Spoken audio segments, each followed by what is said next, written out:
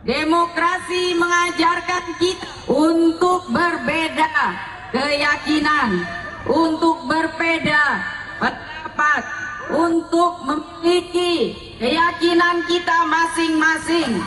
Alam Jawa Timur, tanah Jawa Timur, ini adalah alam yang menjadi saksi dari kegotong royongan kita bersama. Dari sejak dahulu kala, Jawa Timur menjadi saksi bagaimana merajut merah putih dengan sumpah Hamukti Palapa oleh Gajah Mada. Lalu kemudian Jawa Timur menjadi saksi bagaimana pergerakan kemerdekaan diperjuangkan.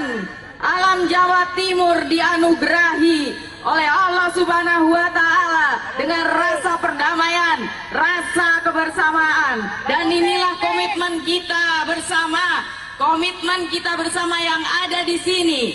Bendera yang warna-warni di hadapan saya ini adalah bagian dari kegotong royongan kita.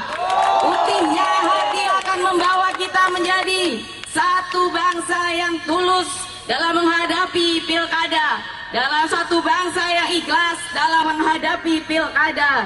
Hijaunya tanah Jawa Timur akan menjadi saksi bagi kampanye damai kita, dan merahnya darah kita akan menjadi saksi untuk bersama-sama kita menjadi satu bangsa yang mengedepankan kebersamaan, kegotong royongan, dan persaudaraan.